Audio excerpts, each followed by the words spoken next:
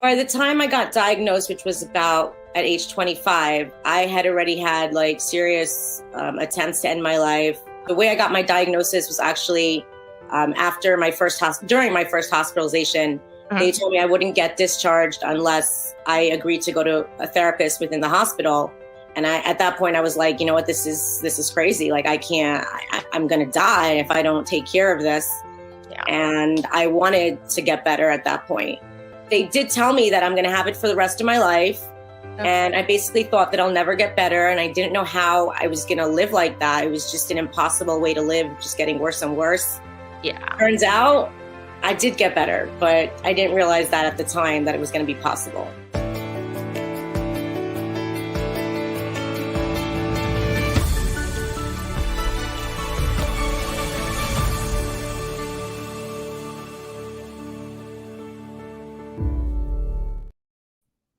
That was Sara Rosenberg, who just appeared on the It's All in Your Head podcast, hosted by Jackie Colbeth. We're going to recap that discussion and episode right now. So it's my pleasure to introduce to you the host of It's All in Your Head. Hey, it's Jackie Colbeth. Kyle, what's up? Hey, one of my favorite parts of the week, getting to chat with you. Awesome. Well, I will say that this has really resonated with viewers. I have gotten a few messages about this episode already, and it's brand new. Borderline personality disorder really brings in the crowds. It intrigues people. It is an obstacle for many people. It is confusing for many people. Yep. And people want to hear about that lived experience. Yeah. I asked you last week, the first time you heard about BPD. Was this the first time you had a frank conversation with somebody who was living with BPD? 100%. I mean, that's an excellent question, because you can hear about it, you can maybe read about it, but until you're actually listening to someone who's been diagnosed with that, and they can really take you through the everyday journey and how it impacts them in their daily lives and not just on paper, at a doctor's office, I think that's the best education. Go to the source. I don't know if anyone knows more about it than Sara. It's more personal because she lived it. So I learned so much from her. Yeah, it was really great to hear somebody who has all that lived experience and has come out the other side. I'd like to recap some of her journey. Yeah. She mentioned in this episode, and if you haven't listened to the episode, you can use the links below this video. But she mentioned, when I was young, I was popular. I was good in school. People liked me. But I had moments where I would be outlandish. I would have emotional disruptions. And it eventually caught up with her. Yeah. What's interesting, Jackie, is you're very open that you've lived with bipolar 2 disorder. Sara is living with borderline personality disorder, and these are two disorders that often get misdiagnosed for one another. Now, if you're a MedCircle member, you probably know the differences between BPD and bipolar disorder, but it's so interesting to listen to you and her talk because of all the overlapping stuff. When I hear patients, people with lived experience talking about it, I feel like those symptoms overlap. When you were listening to her, was there anything that made you go, wait, this sounds like me? Oh, there were a bunch that sounded like me. And I can kind of understand how you might be misdiagnosed, because going through a mental health journey, a lot of times, most people are misdiagnosed. You kind of have to be patient and hope you're getting the right care. And I can relate to her suicide attempts when I was a teen, trying to end my own life. So I remember that, can relate to her on that. I can relate to her not wanting help. I can relate to her being hospitalized, not wanting help whatsoever, but also knowing, there were going to be serious consequences, including my life, at some point, if I don't get the help. So I can certainly relate to that. I can relate to for bipolar 2, typically, or at least in my case, I can get very irritable and snappy, but not probably for what the snappy cause warrants. So people would look at that as, naturally a little more aggressive. I'm an adult, but I'll use the word, outbursts before I was taking care of this. It's just kind of like an impulsive, but with a little more intensity. So I can certainly relate to that. And I can relate to, working really, really hard, to be honest, to understand my diagnosis, to try to incorporate different things in my life that are going to support my journey and learning and educating. So I related to Sara on many levels. Yeah. Isn't it a lot of work? Yeah. Listening to her, I thought that is a lot of work, but I was glad she was talking about all the work, because I don't want to hear any more people go, well, I went to therapy and after 3 weeks, everything just works out now. Oh, let me call your therapist. Yeah. That'd be amazing. Tell her to give me their number, because you're right. And hey, you know what? For those people that are like one and done with their sessions, or, they don't go consistently. Mm-hmm. God bless you, because that was not my experience whatsoever. I mean, this was different kinds of therapy. This was trying different types of therapy, not drug related. I've been through the rigmarole of like searching, what is going to help me the most in my everyday. And some activities did, and some didn't. Some therapy did, some didn't. So I think it's really like anything else in life, Kyle. Like, if you make the commitment and you're like, I want to get better, you will focus. And if you're in that time and place of acceptance, you will focus. And once you focus, you will get better. Yes. And when I say work, I don't want people to think that just means therapy. Work can be reaching out to your support community. Work can be doing a workbook, watching a video, taking a mindful moment for yourself. Her journey on, she spoke so great, y'all. This is why you should go watch or listen to the episode about, she said something along the lines, there would be a week where I would get a negative thought and I would be able to acknowledge that negative thought. And I might only do it once that whole week, but it was a win. And then after you do that for a few weeks or a few months or even longer, then it goes to a few times a week. And then it's once a day. And then all of a sudden you're sitting here doing an interview with Jackie and you're like, hey, I'm doing it. I'm doing it. We have an inside look, Jackie. I want to show our viewers watching now part of the episode. Let's go to that inside look, please. So I was like that girl who was awesome and everything, but just a little crazy. I can relate. So, I mean, that was like the beginning of it. I really just didn't think I had a problem, but at the same time, I thought that everything was my fault. It was just this super weird, like not understanding what's going on. Yep. And then later on in my later teenage years, it became more obvious. I was having more outbursts. Yep. I would like ruin family functions, just go crazy, like at a family dinner and stuff, and just like storm out. And, everybody kind of felt bad for me and they wanted to help me, but I did not want to admit that I had a problem. And not wanting to admit you have a problem. Haven't we all been there to that? Goodness gracious.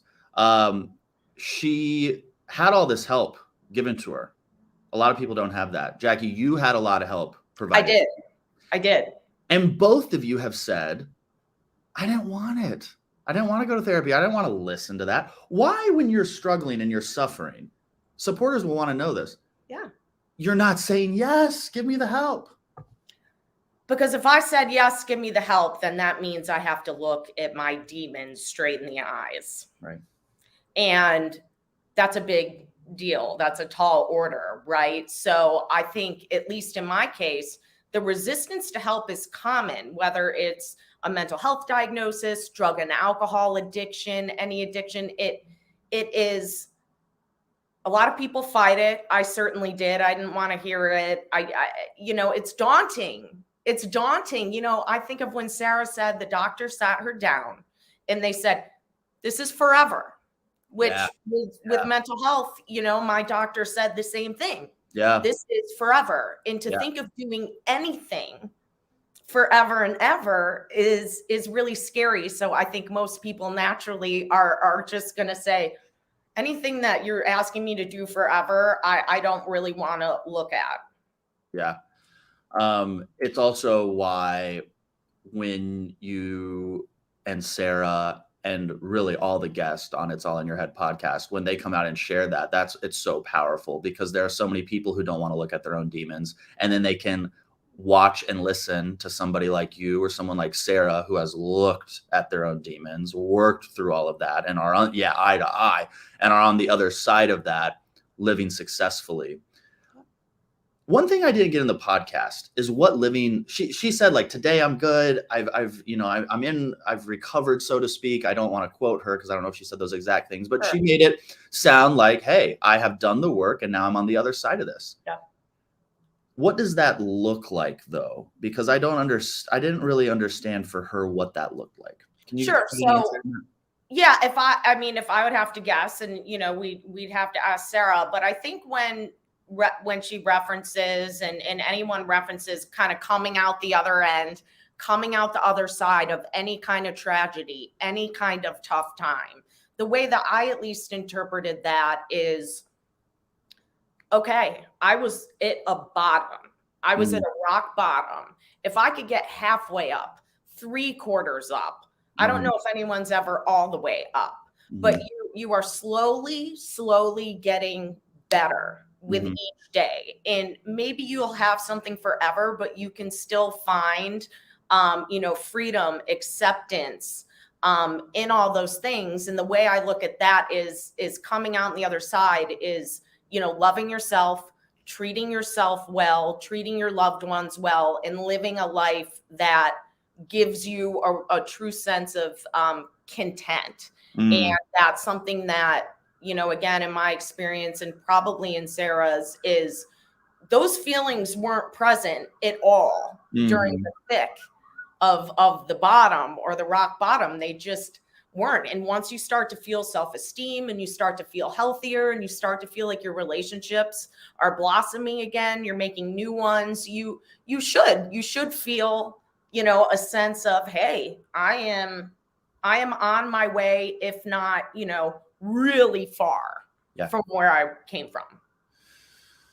Sara spoke about the impact her support system had on her. And look, everyone I've talked to, they say number one, support. Who you got around you? Okay. If I tell anyone anything, I'd say understand mental health the best you can and get a good support system around you. Just doing that will get you on the other side, I think. Yeah. She broke up her support system in two groups. She said, I had my family who were showing up at the hospital, bringing me food. They didn't understand BPD. It sounded like they didn't even want to understand BPD. She said they still don't understand BPD, but they understand that they love this person, so they show up for her, and she saw that.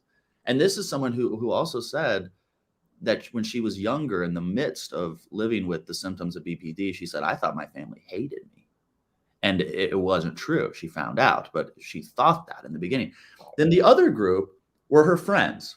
And she said something that stuck with me. She said, my friends supported me quietly. They maybe weren't rushing to the hospital and bringing food and all of these things. But after I have a big blowout, they go, okay, you're back. We're here. We still love you. Yeah. That quiet support is something that I think often gets overlooked. Have you ever experienced what I'm now coining as quiet support?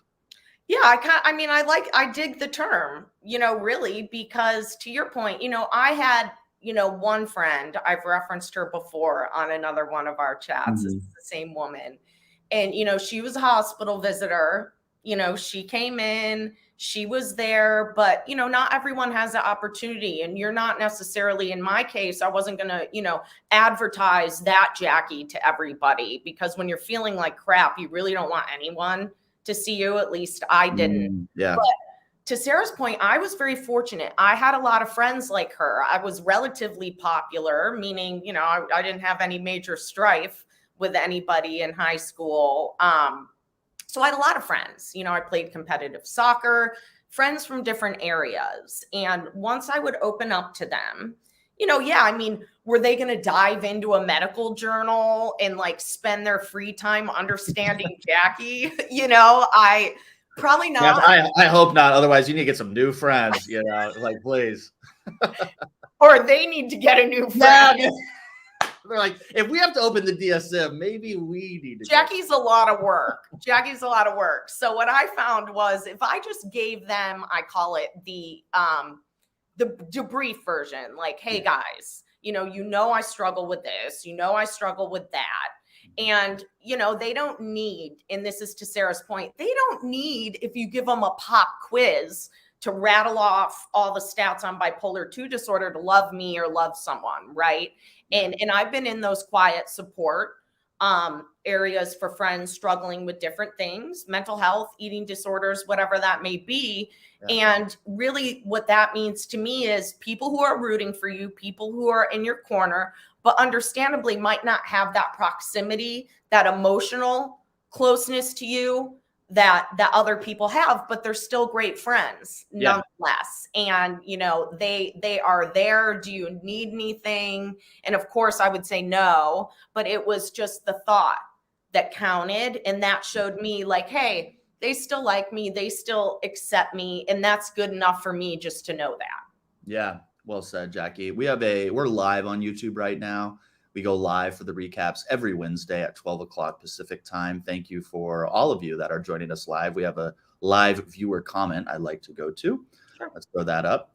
Brosif Broheim. All right. Sounds like a guy I went to college with. He says, I still discard people once they start getting close to me. Can't explain why. I just feel like I need to push them back.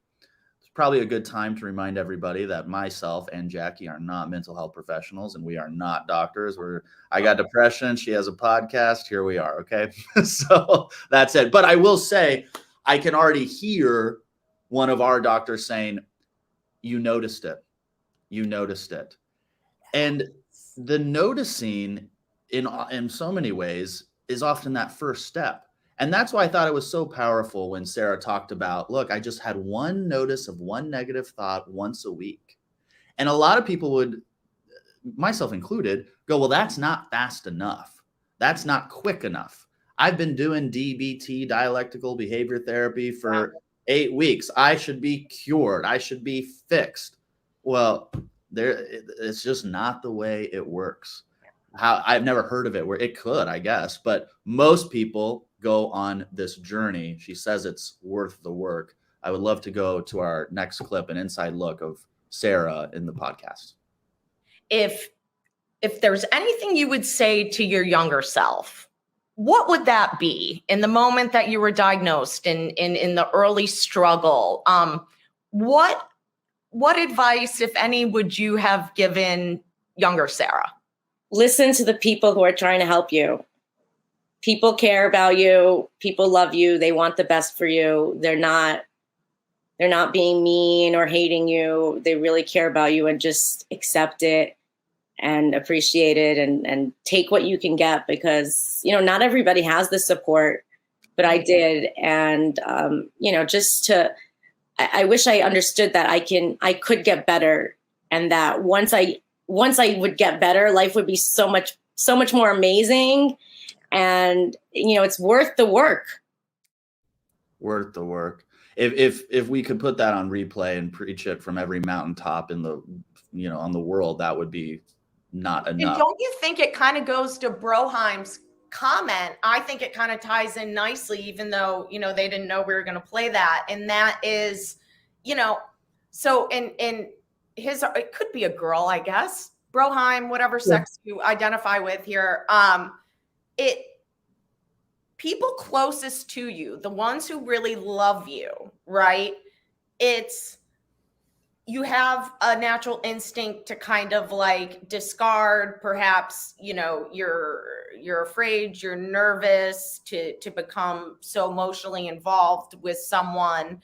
And that really, I think, plays well or resonates when Sara's suggestion is, you know, listen to people who love you. And if you don't let anyone get close, who's going to be there, right, to help you? If you feel like, and I agree, I relate to this person, to this comment, you know, who's gonna be there? And I think that, to Sara's point and to their Broheim's point, there are people that want to be close to you.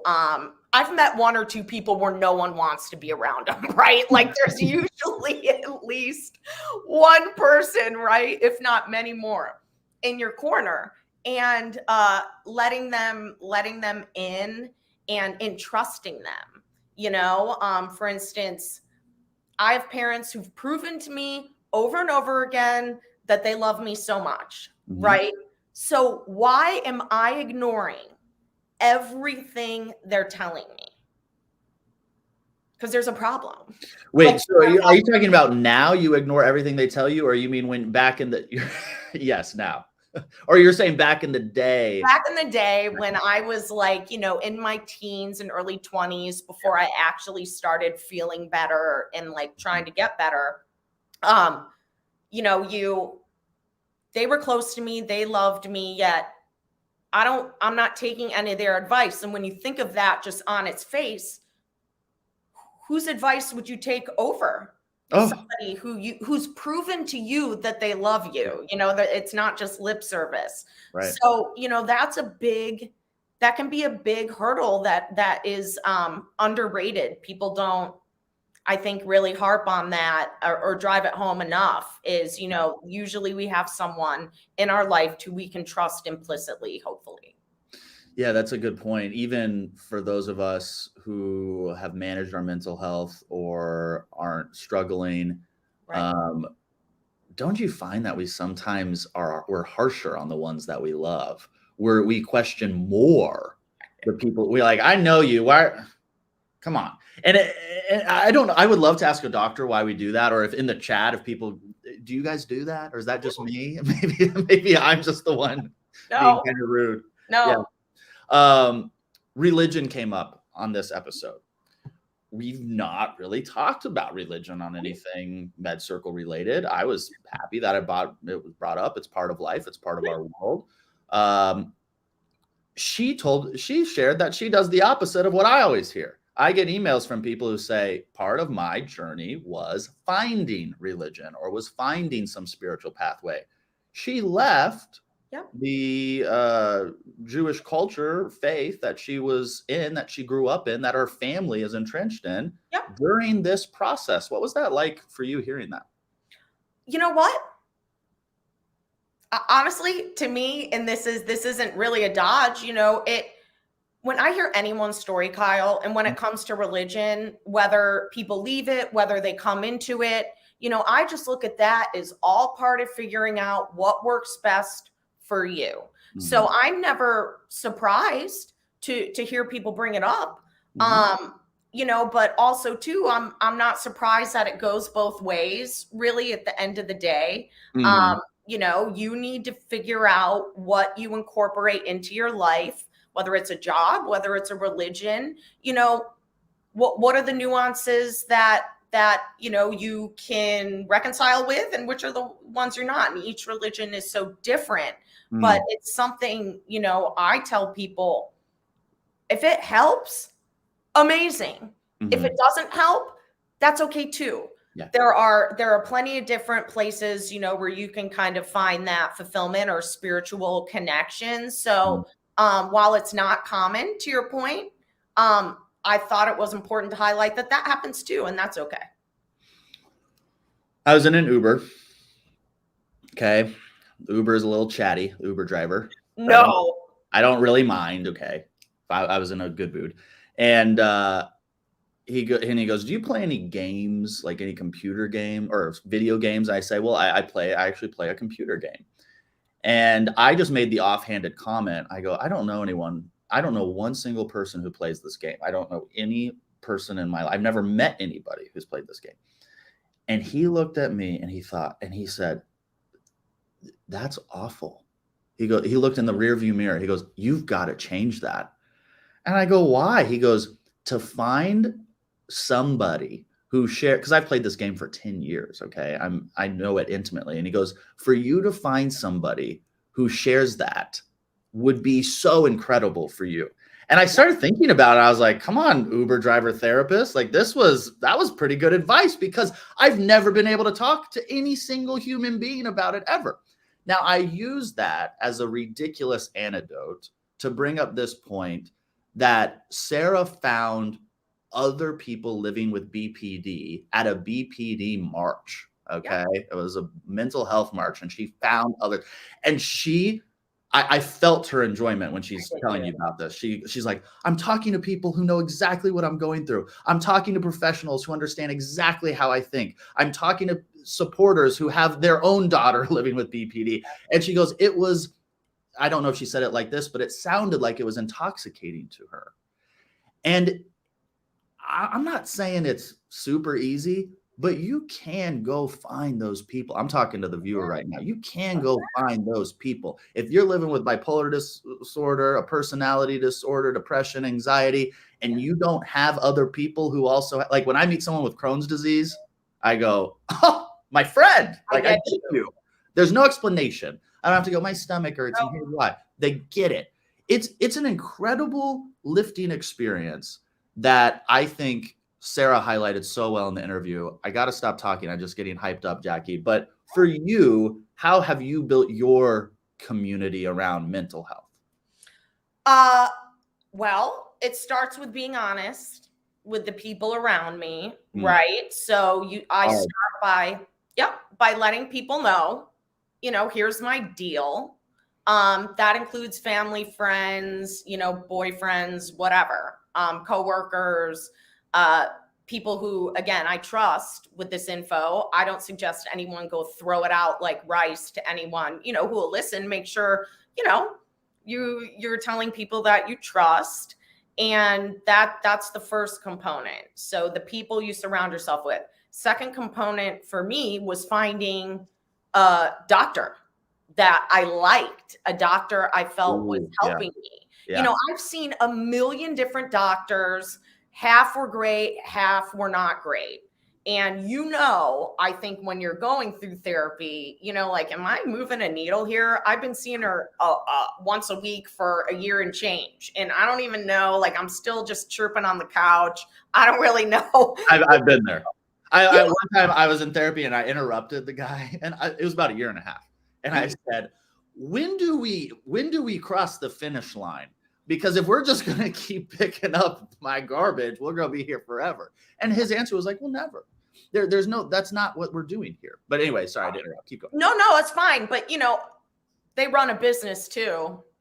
So yeah, you got to watch that. In perpetuity, So what I do now is I just go, now that, I feel like I have long turned a corner, kind of like Sara, I don't go every week. But it's still a part of my regimen, right? Like I have someone I trust who I like, that I took time to find and get comfortable with. And it's maintenance. And if there's something going on in my life that's really stressing me out, whatever, I might pick up the pace. When I'm not, I might dial it back. So the second is, finding a doctor, a mental health doctor, psychiatrist, psychologist, whatever. Third, for me, is exercise. I was a really competitive soccer player, and I'm not like Tom Cruise Scientologist, like, you're going to get better if you go sweat it out. But it's a component that has helped me because I have a lot of energy and I played very competitive sports, and that was a godsend because, you're burning it, you're getting natural serotonins. So I found, for me, if I'm doing those three things in tandem, always being open and honest, seeking help when I need it, even if I don't need it, and incorporating activities, in my case, working out, that I enjoy, has been super beneficial. Yeah, well said. I can tell you, as someone who used to, well, I guess I don't like working out, but it is something that I got to do. I do it. I don't really love taking Prozac every morning, but I do that too. So part of it, we just got to do what we got to do. Okay. Emotions Matter is a fabulous organization that is spotlit in this podcast. And Sara sits on their board now after starting as a volunteer. And one thing we also have not shared on MedCircle a lot is how therapeutic and powerful giving back can be, especially when you've gone through it. She runs support groups now. She's vice president of their board. To say she's involved is an understatement. Right. How can advocacy, in your opinion, and after speaking to all of these people with lived experiences who are all advocates, they're on the podcast sharing their story. Totally. How can advocacy, in your opinion, help your mental health? Well, it certainly gives you the feeling you're not alone, which is a feeling I think a lot of people can relate to. If you're diagnosed with something, if you don't know anyone else that's diagnosed with this, you feel like you're an island, right? Like, I'm the only one carrying this, stigma, or I'm the only one carrying this. So the beauty of finding people who struggle with the same struggles with you is, one, for me, again, in just my experience, the loneliness part, really gets eroded because you feel a part of, and at the end of the day, we're still animals. We're still we're pack. We're pack animals. And it's wonderful to find your pack of people, so to speak, because you're not feeling alone. Two, when you're not feeling alone and you're with people who experience the same struggle, you're their support, they're your support. You are supporting each other, and it is a cyclical event. If you show up and you offer help and you offer assistance, in the 12-step program, one of the steps is continuing to help others who struggle with alcoholism. And what that does is it keeps you constantly connected. And I think that is another beautiful thing, because now you're offering support. And really, at the end of the day, contrary to popular belief, I think the human heart wants to help. If you ask someone, do you want to help someone or not help them today? What would you do? I think most people want to help. So when you're able to actually give help, like I couldn't give you help on a calculus test, but I can give you help on, hey, buddy, I know what it's like. You are totally not alone. You're also not crazy. This is all, part of the deal, but you can in turn almost just get a synergistic, effect of, wow, like I help someone, that feels good. I feel like a lot of people, it's always about me and myself and love myself and take care of myself. And people kind of miss the whole, well, giving is also just as fulfilling. And if not, it's more fulfilling. Like, for instance, I like giving gifts on Christmas. I don't care much. I mean, receiving gifts is wonderful, don't get me wrong, but I get so excited, if I have a really cool gift to give someone. And I get more excited than maybe if I opened my own gift, just because you're going to get, a happy, positive reaction. And I think all of that is like the fabric. We do have a series on altruism. We'll link to that in the description of this video as well. That's available for MedCircle members. Now, in this live chat, a lot of you are asking Jackie and I questions about borderline personality disorder and other mental health conditions. We're not doctors, but if you want to ask those questions to an actual doctor, I have a solution for you. Many of you, I'm sure, are already MedCircle members. That is not a YouTube subscription. That is a membership that you can get at medcircle.com. And part of that membership, just part of it, allows you every single week to come onto a live call, ask your questions to one of our MedCircle doctors, the same doctors you've been watching here on YouTube, Dr. Christy Lamb, Dr. Judy Ho, Dr. Ramani, and you can ask them whatever question you want. BPD, mental health. You can even ask them how their day's going. I don't care what you ask. It's your question. Ask them whatever you want. But it's an incredible way to get personalized insight from the top minds in mental health without having to leave your house or find what insurance they take or anything like that. It's not treatment. This is education. Yep. I would argue incredibly powerful. The first step on whatever your mental health journey is, the first step. So we got to know what we're talking about. So if you've not claimed your MedCircle membership, go to medcircle.com and claim that membership now. I'll see you over there. Jackie, fabulous to talk with you. What final tidbits can you leave us on your interview with Sara?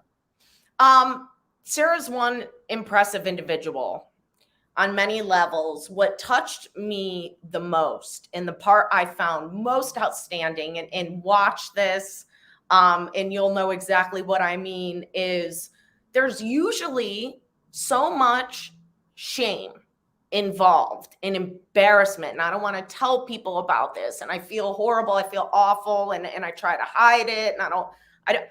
Sara owns it. She's very adult like that, right? She owns it. Yes. She's unapologetic about it. She's beyond educated. I mean, she's put in the time and effort.